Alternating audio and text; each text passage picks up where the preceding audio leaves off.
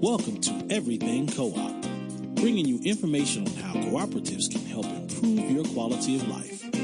This show is being sponsored by the National Co-op Bank, NCB. The NCB is dedicated to strengthening communities nationwide for the delivery of banking and financial services for the nation's cooperatives, their members, and other socially responsible organizations. For more information on the power of community ownership, visit ncb.coop. That's ncb.coop. Now stay tuned for your host, Vernon Oakes. Good morning, everybody. This is Vernon Oakes. Welcome to Everything Co-op. You know, this is a great, wonderful Thursday. Sun's up, we're up, God is good. And this morning in studio, we have Miss Jessica Johnson, beautiful young lady whose family's from Sierra Leone. But she lives here and grew up in New York. New York, yes. Okay. And she's the regional director of CPA. Welcome. Thank you. Thanks for having me. Okay. Tell us a little bit about yourself. Sure. So I grew up in Long Island, New York. My parents migrated from Sierra Leone and Liberia in the 70s. Grew up in New York, spent some time going to school in Accra, West Africa, in Accra, Ghana, and went to school for my undergraduate studies in upstate New York in Elmira. Studied political science and international studies. Originally was going to go into diplomacy, work overseas at an embassy, and just decided that was not the career path that I wanted to follow. Later, changed my mind and decided to pursue an MSW at the University of Pennsylvania to study social work. And then from that journey, it led me to the wonderful DMV, where I managed and operated a social services program for Prince George's County, Maryland, assisting individuals with securing employment so that they could be self-sufficient, operated that contract, oversaw operations, procurement, different things like that. And then my heart and my journey led me to the Community Purchasing Alliance, where I'm doing what I'm doing today currently. So what is Community Purchasing Alliance? Community Purchasing Alliance, also referred to as CPA, is a cooperative. We are a purchasing cooperative. We have 75 member owners. However, we do service over 160 organizations. We work with nonprofits, churches, religious institutions, community organizations, and essentially we assist them with their procurement, oversee their facilities contracts.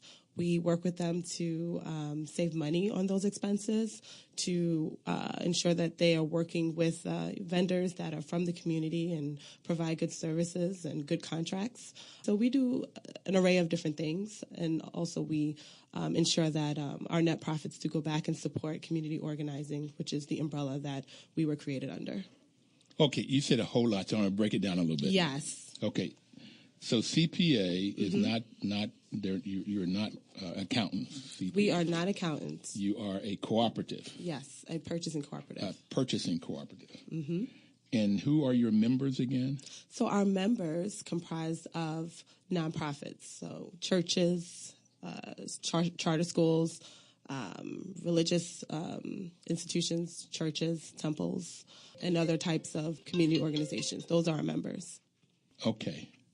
So what do you purchase for these people? We have over 11 program offerings, and we're continuing to expand. We started with electricity buying. We have with electricity, gas, janitorial services, security, solar, copier program, paving, just various program offerings that a lot of our members benefit from. And so, for example, I'll go into one detail, waste hauling. We learned that there are a few companies in this area that pretty much have a monopoly on the market, and waste hauling companies. Trash pickup, essentially. Okay. And they tend to overcharge our members. They have these contracts that have these hidden fees and fuel surcharges, late surcharges, contracts that are impossible to get out of. And we found that a lot of them mostly were being overcharged. And so we were able to pretty much put together our purchasing power in order to help them secure better rates, better contracts. On average, they save 35% when they go through the CPA. Okay. So you got a church, charter school, a nonprofit entity that has a contract to have their trash picked up. Yep. So you guys come along and you look at their contract and you say, we can probably beat this. Mm-hmm. We can get you a great vendor who will do a good job for you at 35% or more savings. Yes. Okay. Yes, we do that. That's essentially what we do. We come in, we evaluate your contract, your invoices, and we work with a pool of vendors. One of the vendors we work with is a local vendor, has been around for a long time. You can go ahead and say his name. You can say his name. Oh, okay, sure. One of the companies is Tenley Town Trash, and they hire second chance offenders. Do a lot of hiring from the community. They pay good rates. They have good services. So that's an example of one of the companies that we work with, or the type of vendors that we try to work with. And we usually pretty much gather the quotes. We compare them. We explain to our member whether the different companies they can choose to go with, and we help them transition into a new agreement where they get fixed rates, no surprises, no hidden terms in the contracts, and we explain it to them.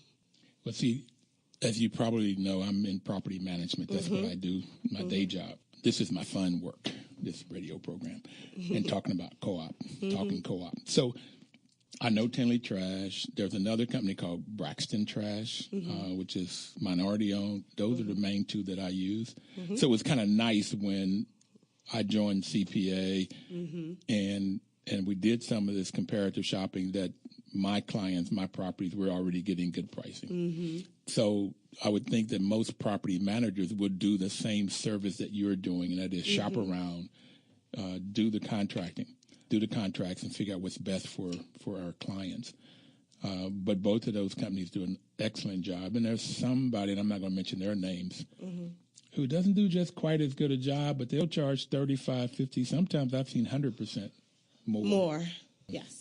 And then they'll have things in their contract like if you don't give them like a 90-day or 180-day Between notice. 180 days and 50 days, if you don't let them know that you're going to terminate your contract, automatic. You're locked in for another year. Or two or three. Or they'll charge you 3 times the amount of your last invoice. You sign a contract that says you're paying $700 a month. You get an invoice for $1,500 a month.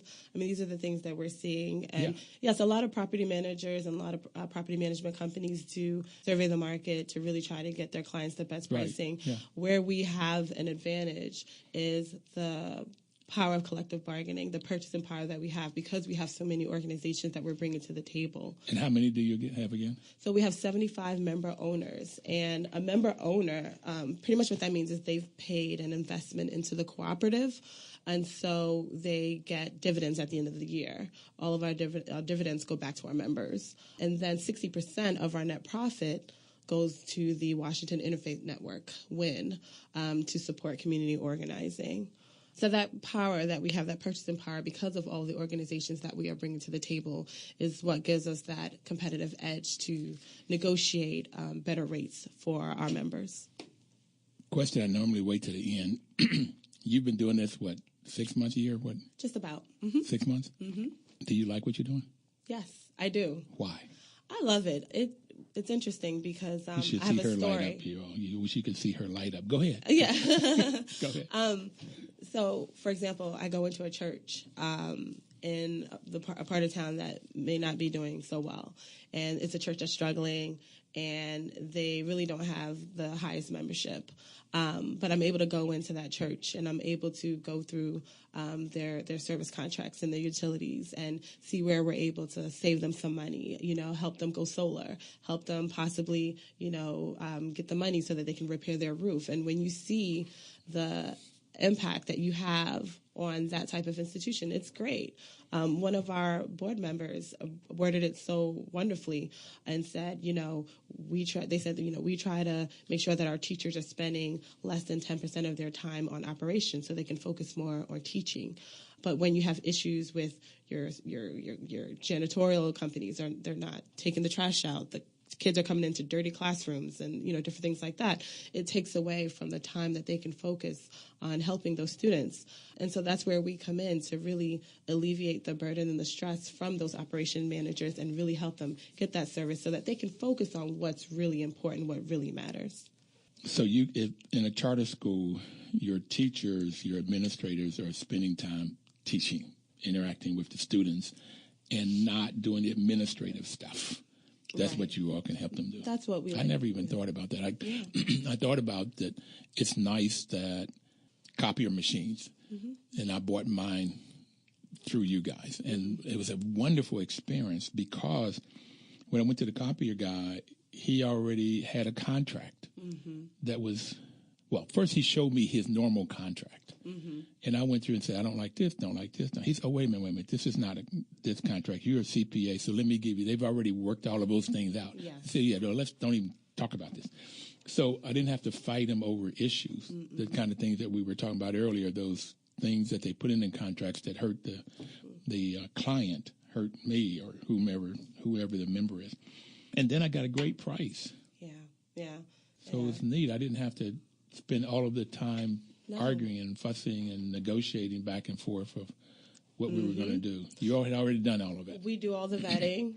We're the ones finding the vendors. We're checking the references. We're doing all the calls and the background checks. We're going through the contracts and reviewing them. We're putting all. You have lawyers that go through the contract. You have a couple of lawyers that go through the contract. We do. We have legal consultants that we have that we consult so that they can go through the terms and make sure that they're able to put together the contract that best protects our members. Thank you. We're going to take our first break already. It's wonderful. We'll be right back. We're talking to Jessica Johnson, a CPA. And we'll take a quick break. We'll be right back.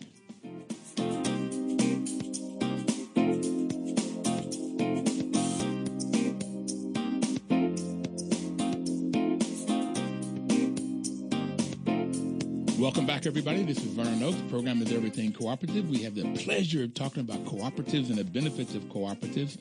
And we have Miss Jessica Johnson from CPA, Consumer Purchasing... Community Purchasing Alliance. Community Purchasing Alliance. Thank you. This program is brought to you by the National Cooperative Bank, who's just been a great partner. NCB's mission is to support and be an advocate for America's cooperatives and their members, especially in low-income communities. And Jessica already talked about churches in low-income communities. She didn't call it that. She is communities not doing so well. A lot of times that has to be financially. But National Co-op Bank, it works in those communities. But they do it by providing innovative financial and related services. They do a great job of it because most banks, Jessica, as I learned in my MBA program, they're only concerned about three things. They're concerned about getting their money back, number one. Number two is getting their money back. And number three is getting their money back. And so they only sort of lend to people that already have assets. So that if what they're loaning doesn't happen, they call it collateral, then they can go take that collateral and get their money back. So NCB goes in and works with people in low-income communities and through forming co-ops and so forth so that people can get financial wealth, social wealth, political wealth. Now, before we took break, that's what you were talking about, going into churches or schools and help them to save money. What are the other benefits? What do you all do that helps your members? I'm glad you asked that because it's not just about saving money. Sometimes it's just the school, the organization wants to work with a minority-owned business. Sometimes they want to work with a business that has a union in place. Sometimes they want to work with, so it's not just about saving money. Sometimes it's about just doing their part of giving back to the community or helping to uplift certain businesses. Another thing that we do is we save time.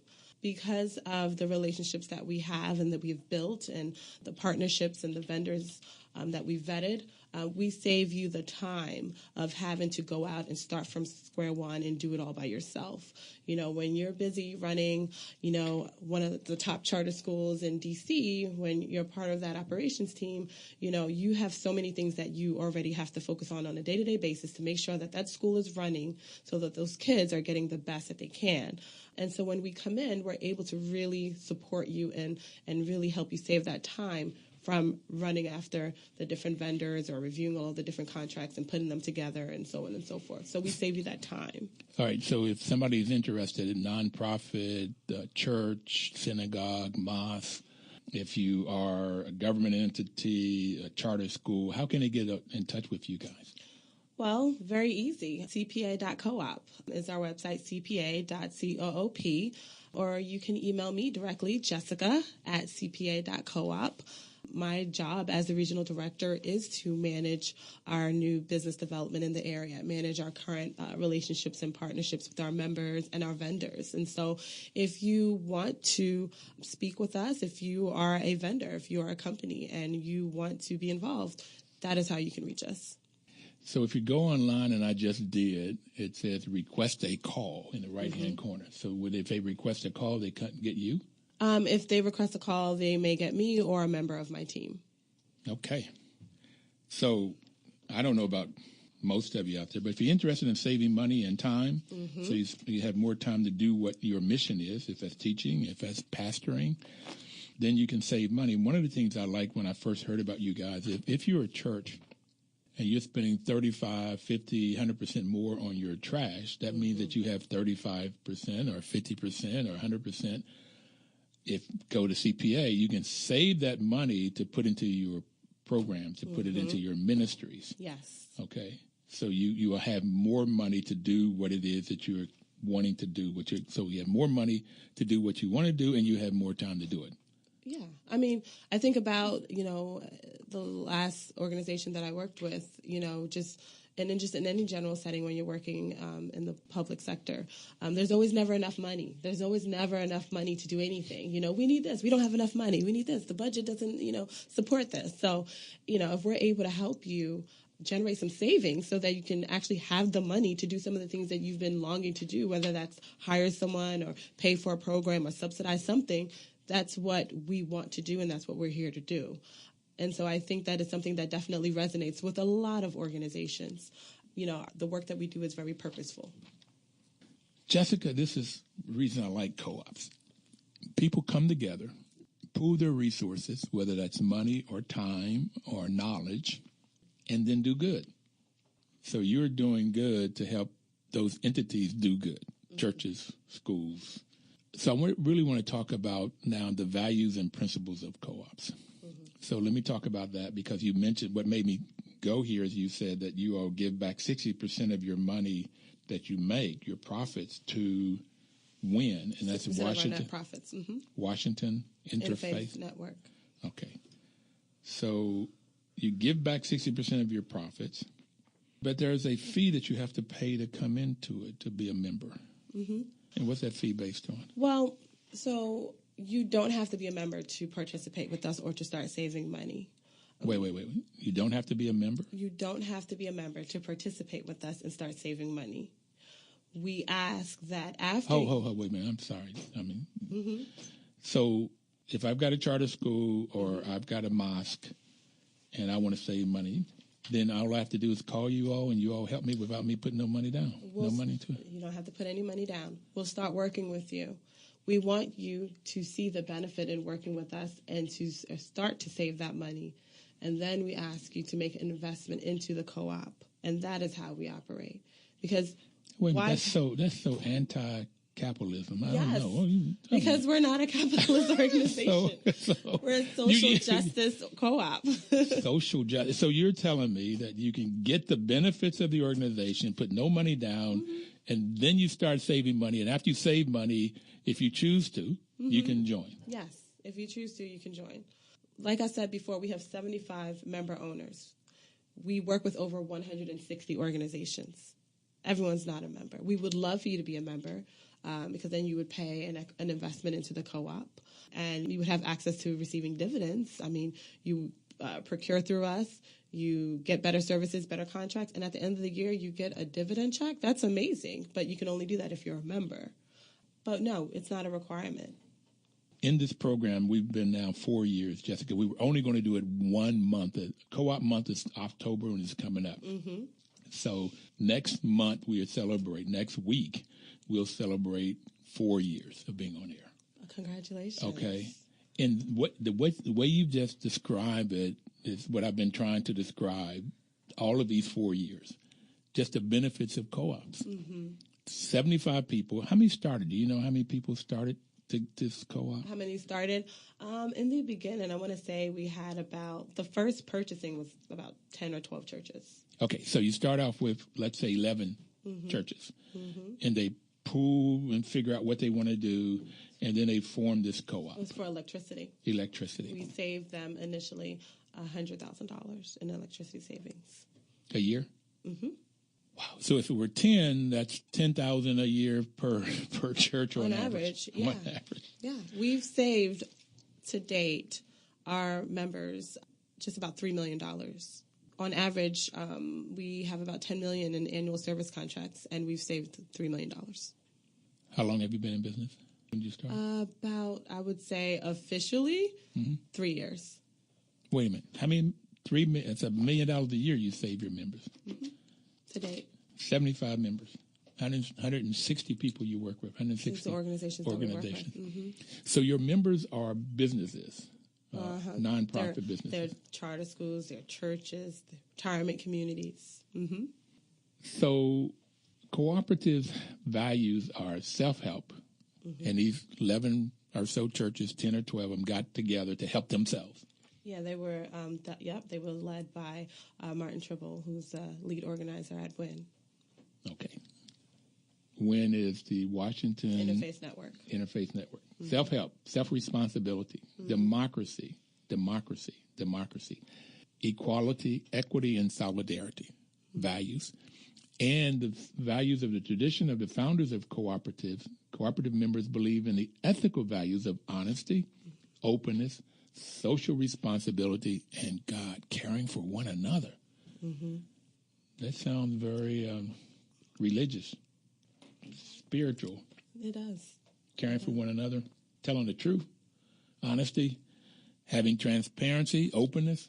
Mm-hmm. Wow. What if we could get our politicians to be cooperators? Okay. Another story for another time.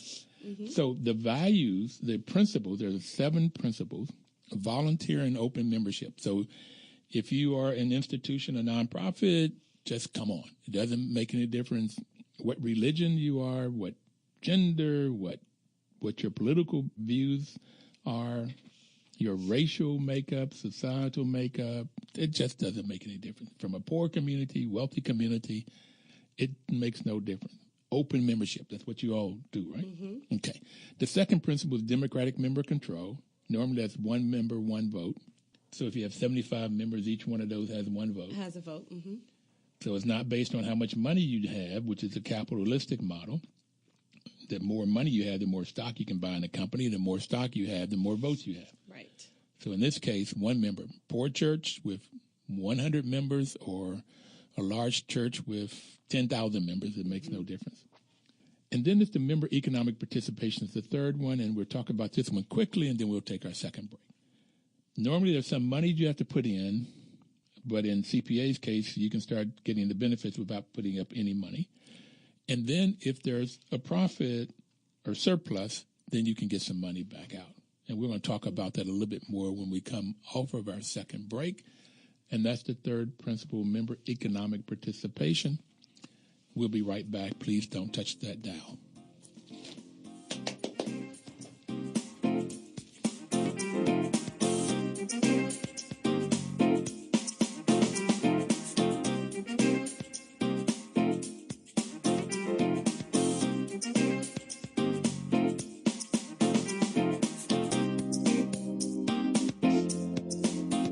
Welcome back, everybody. Everything Cooperative. My name is Vernon Oakes, and we have Miss Jessica Johnson in the studio with us today, talking about Community Purchasing Alliance, CPA, Social Purpose Cooperative. Okay, so we were talking about member economic participation. So you have to have something to pay in. So if somebody comes and starts working with you, they get savings on their trash pickup. They get money, income off the solar panels. They buy a copier machine and they save money on that, and they save money on their energy, or they get all this savings. They decide they want to join. Mm-hmm. How do you all charge them, or what's their fee to come in? Well, there isn't a flat fee. It's contingent upon your operating budget. So based off of whatever your annual operating budget is, we have a scale for that. And then that's what we'd ask for you to invest into the co-op. Okay. So it's a one-time. It's a one-time investment. Not a yearly? We have annual dues that are obviously significantly lower, but it's a one-time investment. Okay. Do you remember any of them? What if you have a budget of $100,000? If you have a budget of $100,000, it's probably $500. Okay. I mean, I'm just, you know what I mean? Okay. Yeah. So, so if you have a budget of $10 million, then it might be, I don't know, $5,000 or something like that. But then we wouldn't expect to only save you $2,000 and ask you to pay that. We would expect to save you $30,000, $25,000. And then, yeah. Okay. So if I like your model because you get to wear the shoes before you buy them. Right. You get to drive the car as long as you want to before you buy it. Uh-huh. Okay. Mm-hmm. Is there any time you say to somebody, hey, we've already saved you $50,000, you got to join or buy? Do you ever tell people that? I mean, we talk about membership up front so that people understand what membership entails. Mm-hmm. And then, so it's not a surprise, when we ask you, hey, are you ready to join and become a member? Mm-hmm. But yeah, we'll ask you, but there's no, you have to become a member in order to, some people realize, you know what, that's just not, we just don't want to be a member at this time, Okay. So there is some fee to join in, and that's, most co-ops are that. In the housing co-ops, there's a membership fee. Mm-hmm. And it could be a lot of money or a little money. It depends on if it's affordable housing co-op or market rate co-op. There's some membership fee. But then on the back end, you talked about dividends. Mm-hmm.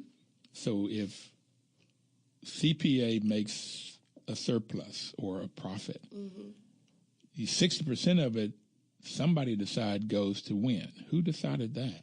It was decided in the very beginning because in the beginning when CPA was founded, we received an investment from NCB, and we received hold on. National Co-op Bank gave you, mm-hmm.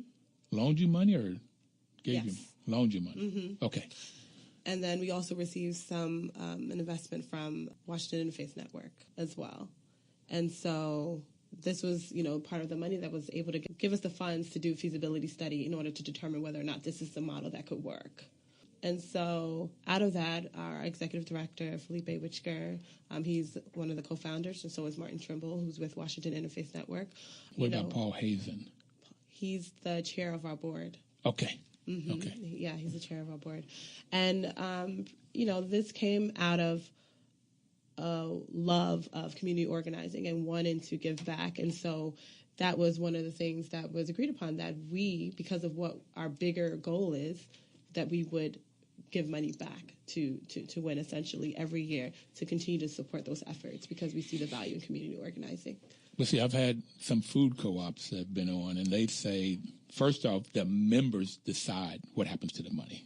Mm-hmm. Okay, the members, and this is one of the reasons I like co-ops, is that you don't have the shareholders telling you what to do. Mm-hmm. Well, they really are shareholders in that they're members, but it's not the money, the folks that have the money shareholders in a capitalistic model. They may be living in China producing policies for the business. Mm-hmm. In this case, it is the members, those 175 members mm-hmm. are making up the rules.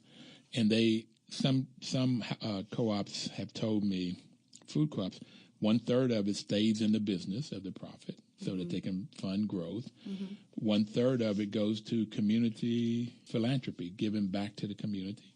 And 1/3 of it goes to dividends to the members. Mm-hmm. And in their case, it's based on how much business they bought, how much they used the co-op. Mm-hmm. And that's how they decide what percentage of that profit you get back. Okay, so you all make some money, and how do you all decide how much those 75 members get back? So it's similar to what you just mentioned. So if you're a retirement community and your purchasing contributed to 3% of our profits, then you would get 3% of the net profits.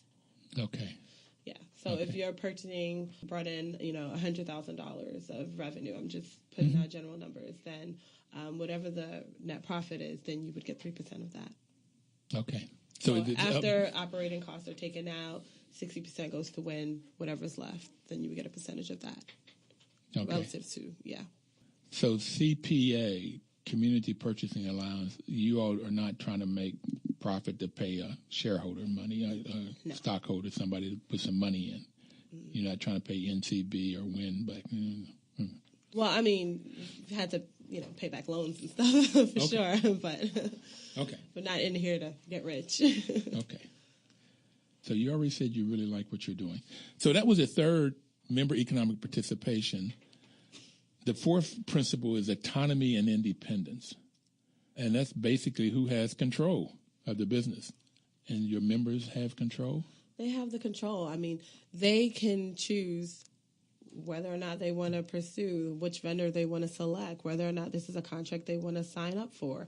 We also provide a level of expertise and understanding of these various programs and service agreements that we're able to share with them so that they can be informed and empowered and making better decisions for their organization. So they have that autonomy and that independence. Okay. So what normally makes it a difference of what type of co-op it is who owns and who controls the business. So number 4 gets to be extremely important. You don't want a government telling you what to do. You don't want the people that gave you money or loaned you money telling you what to do. So the members have to have that control in order for the cooperative to work under the principles of cooperation. And the fifth one was my favorite principle, and that's what's the first reason I like co-ops, and that is education, training, and information. That a part of the core, and Dr. Jessica Gordon-Nimhard, who's been on the show a couple times, wrote a book called Collective Courage, looking at African-American sort of history and comparing that to cooperative history. And finding out there was a little one-to-one correlation. There was a lot of co-ops in history that African-Americans were involved in. But who knew? I didn't find about co-ops until 23 years ago. Of my 70 years on this earth, I just found out about co-ops. So it's always interesting why that history didn't come up. But that's the whole nother story about why Black or African-American history doesn't show up, particularly why co-op history doesn't show up. Education, as what she said, has been the core reason for the success of cooperatives. Educating the members. Okay, so that they understand the financial statement, that they understand how to make decisions, they understand when there's conflict, how to resolve conflict, okay, without having to go to the OK corral, okay, to resolve it. So that's why I like co-ops is its education. And what she said, Jessica Gordon-Nimhard said, that whenever the co-ops began to have problems, they would go back to their study bees. They had study camps and so forth, so that if they started having trouble, that's what they would go back to. The sixth principle is cooperation among co-ops. And that is just trying to get the credit unions to work with housing co-ops and housing co-ops to work with food co-ops, and trying to get co-ops also to work with Community Purchasing Alliance. The seventh one is concern for community, and that's what's in the DNA of co-ops. And you already have it that 60% of your profit goes back to the community to win, and so WIN, the Washington Interfaith Network, can do what they do. They have money to do what they need to do. So those are the 7 principles of co-ops. So now I'm going to change it a little bit to talk about what you do. What is your job, Beth? What do you do? Well, regional director. Regional director. A lot of my job is to really manage the relationships that we have and to grow our cooperative in the D.C., Maryland, and Virginia area. So I'm managing the relationships that we have with current members and organizations that we're participating with. I'm recruiting new members, managing our vendors, building relationships with new vendors, building new programs, overseeing procurement, and saving our organization, saving our members money. That's essentially what I'm doing. So a lot of everything, but my primary goal is to help grow our cooperative and to make sure that we expand and that we're able to service as many organizations as we can in this region. So I get on your goals is you want to grow to 250. 250 members. Yes, 75 members. You want to go to 250. If my math is right, that's 175 more members. Yeah, in the next several years, next 5 years. In 5 years. 4 years, I should say now. 4 years. And you want to have 15 service areas. How many you have now? We have 11, and we're currently building out some new ones. One is paving, one is HVAC and maintenance, which is going to be a fun program that we're going to build out. Okay. But yeah, we have 11 program offerings right now. We're expanding. And a lot of that is the feedback that we get from our members, the needs that they have. Every month we have an operations meeting and finance directors meeting. We bring that community together. We do lots of peer learning and sharing of best practices. And we also do a lot of pooling and try to figure out, what are some of your biggest headaches and service contract issues that you're having. And we use that to inform what needs to be our next program area, what needs to be our next focus. People come to us like one-stop shops. Can you help us with this? Can you help us with that? Like, do you guys do this? Do you do that? And so that's essentially how we approach things. Okay. You just said something that caused me to get very curious. You have monthly meetings where you have peer learning and best practices. So you have 30 churches in the room? For example, we can have 10 to 15 operations managers and finance directors from various charter schools. And we'll bring them together, and we'll have an agenda, and we'll talk about different issues. So last month, we talked about PCSB compliance, which is the compliance that they have to go through. We talked about school buses and transportation. We talked about, at one meeting, we talked about school lunch programs. So just different things. Different directors will talk about things that they do at their school that may be of benefit to someone else in another school, because they don't really have an opportunity to always get together because they're in their schools. They're running operations. And so we bring them together. We've created that community so that they can share information and also inform us on what we need to be focusing on. So this really is number 5, this education, training, and information. It is. Really helping them to understand best practices for running a school or best practices for running a church. And right now we're going to get to weather, the news, and traffic, and we'll be right back to talk to you about some other best practices. Okay. We'll be right back.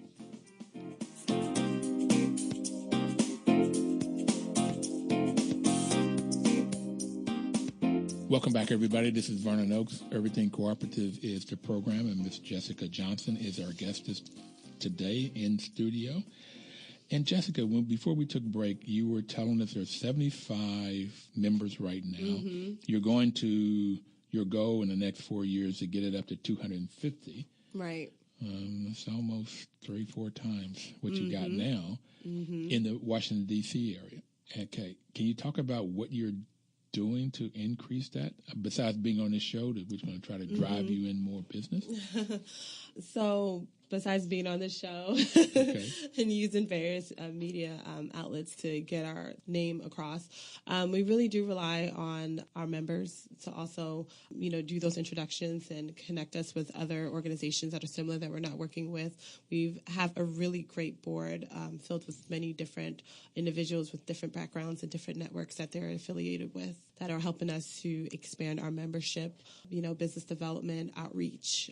Those are just a lot of the different things that we're doing. We, Felipe, our executive director, is working on, he has put together a toolkit that he's put out there so that people in other cities can pretty much learn how to start up something similar to CPA. Wait. Hold on. You're going to other cities? We want there to be a CPA in every city in America.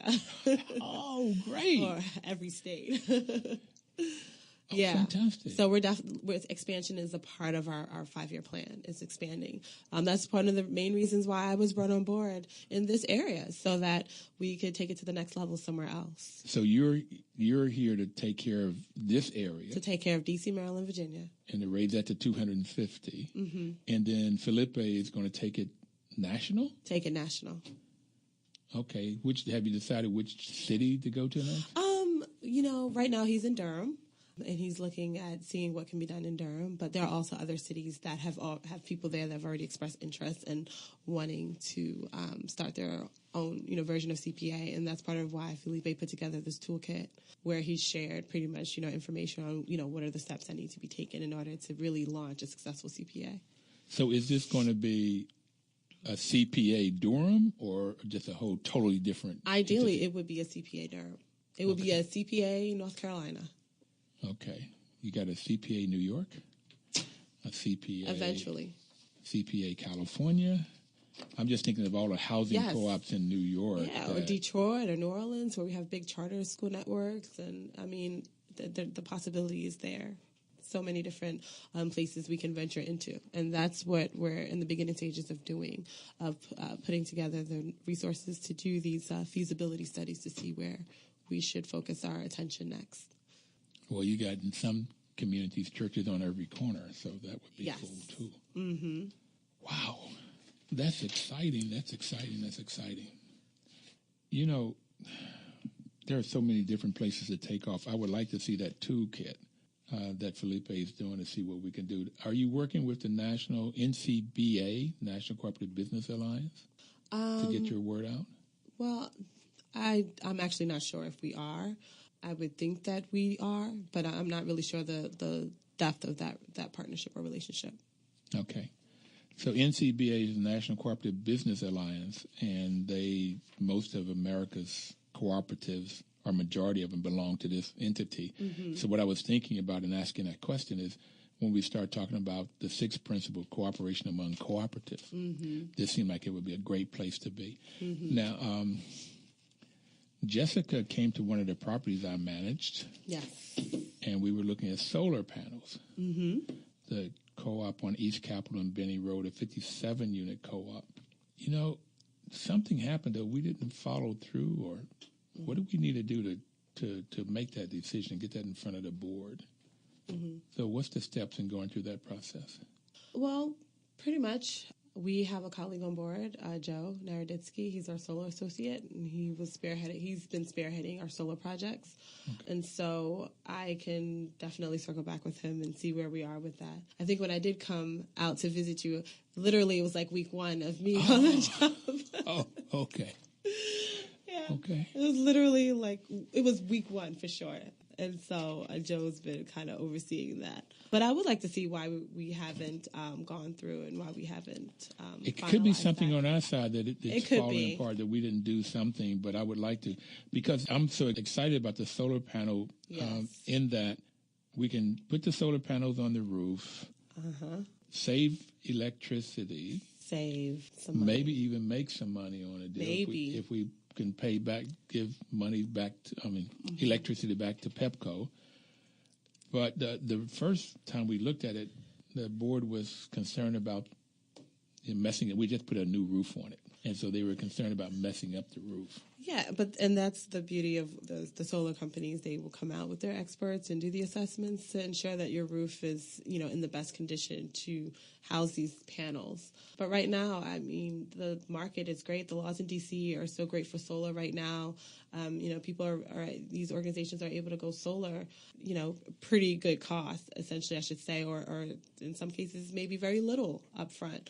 And they're able to generate so many savings from being able to go solar. And so, if you are, a nonprofit organization and you're interested in going solar, reach out and talk to us, because the market is ripe for it right now.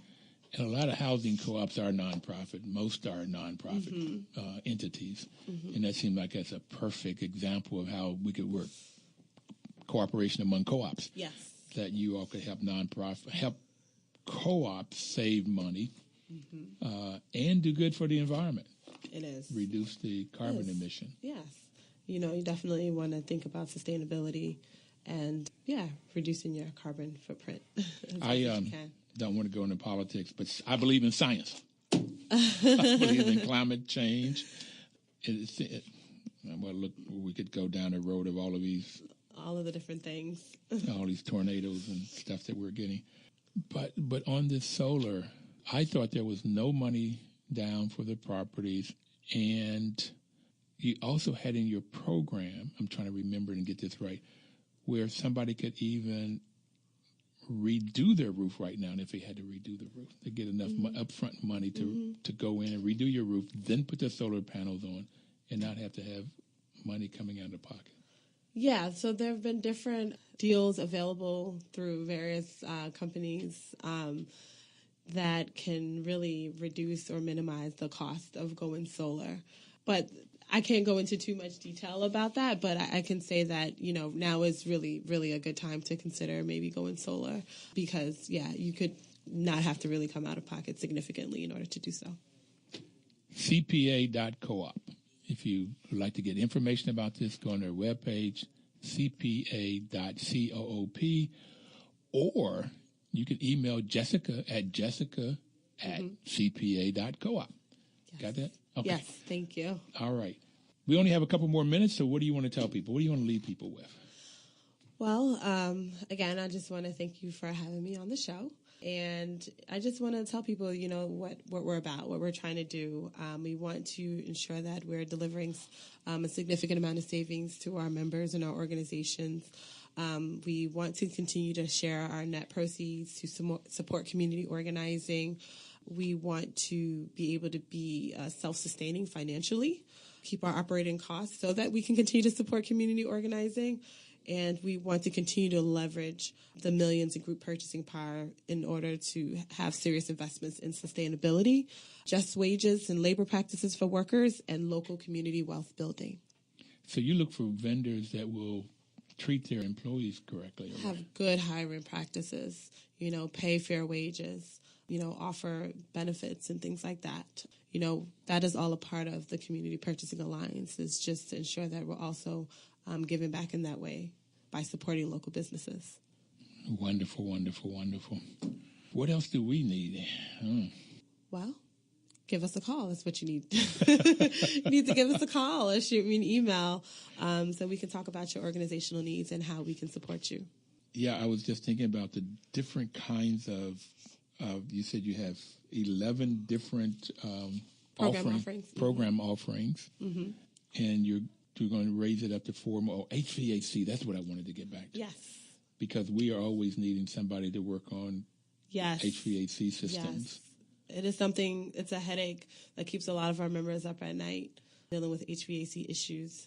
And so what we're trying to do is we want to build a pool of preferred vendors, have set pricing for different services. And so right now we're just collecting lots of information from a lot of our members so that we can really put together a really good HVAC program. So we're in the process of really building out an extensive HVAC program. So with this hot, humid weather in D.C. In the summers, we got to have it. Particularly in D.C., there's a lot of sinuses and allergies. Because D.C. was built on a swamp, and so you have a lot of allergies here. And so when the HVAC goes out, it gets to be a major liability for me as a property manager and for whomever else. I imagine for churches, synagogues, mosques, and charter schools, it's a major issue. Imagine a church that has service on Sundays, and then that's when the AC goes out on Sunday, and they're probably going to charge an even higher rate for that person to come out to service it. And so with that set pricing, instead of you paying $200 an hour, maybe you can pay $130 an hour. And so those are some of the things that we're trying to do. Jessica, thank you for coming in. It's been a great conversation. I really appreciate you and what you do. And everybody out there, we ask you to have a cooperative week. And we look forward to talking to you next Thursday.